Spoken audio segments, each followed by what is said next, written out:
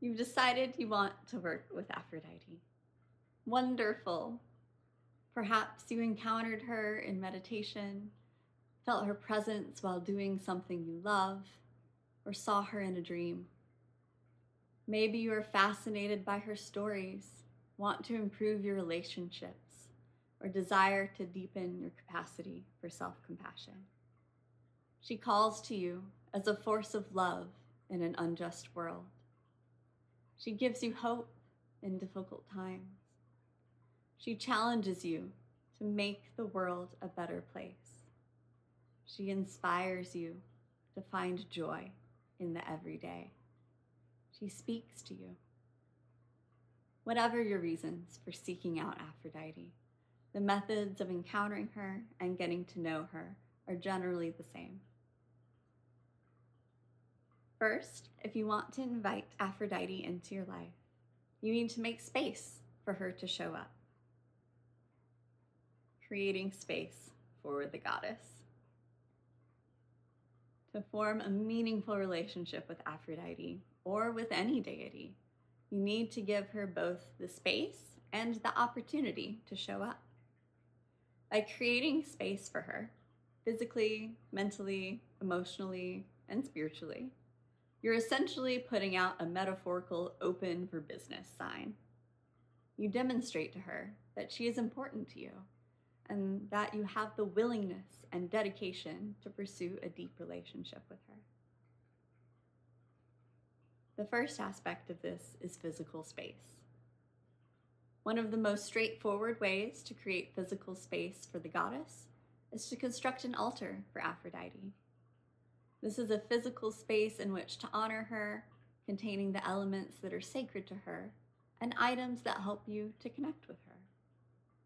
I go more in depth about the construction of an altar in my An Altar for Aphrodite series on my blog.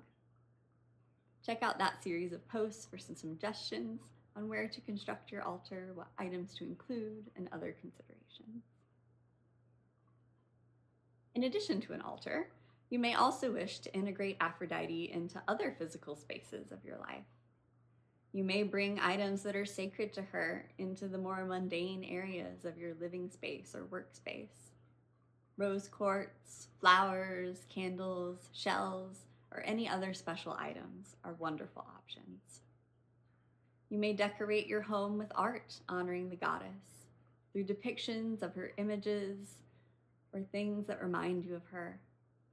You may diffuse rose, jasmine, honeysuckle, gardenia, or tangerine essential oil in your bathroom.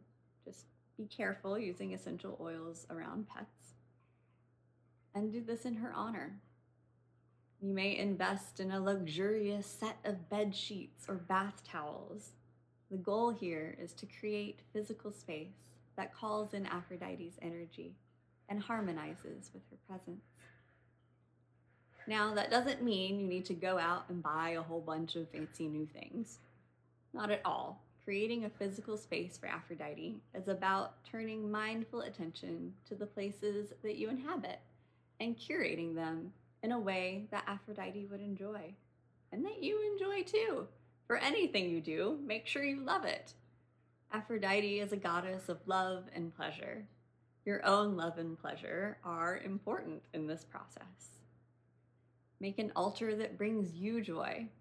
Luxuriate in your favorite food. Tune into her energy and see where it takes you. The next aspect is mental space.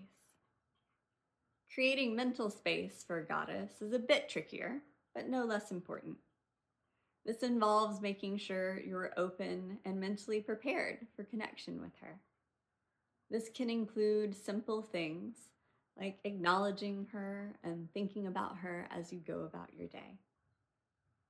The mental aspect also includes more difficult challenges, like being honest about your hesitations or your experiences with the divine, and confronting your fears about deity.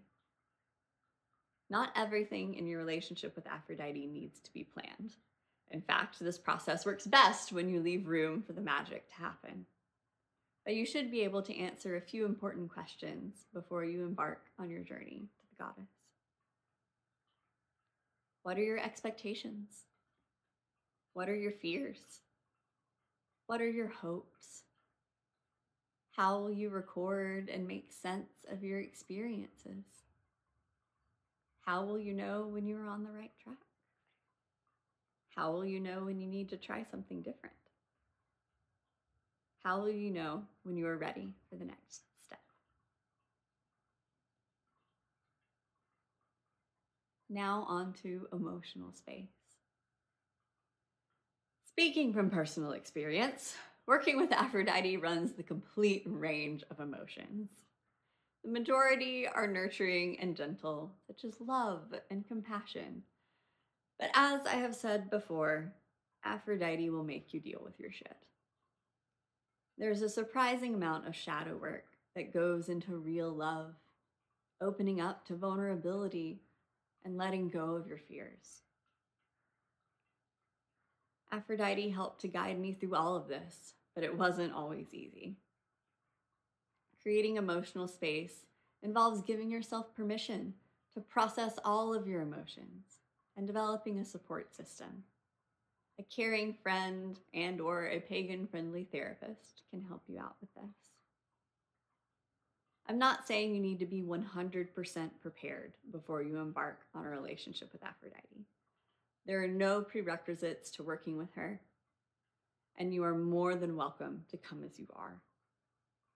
That's what I did, and I figured things out along the way. However, a little preparation can help you to better navigate your budding divine relationship and enable you to better handle any emotional things that come up. Next, we have spiritual space. Creating spiritual space for Aphrodite involves welcoming her energy into yours.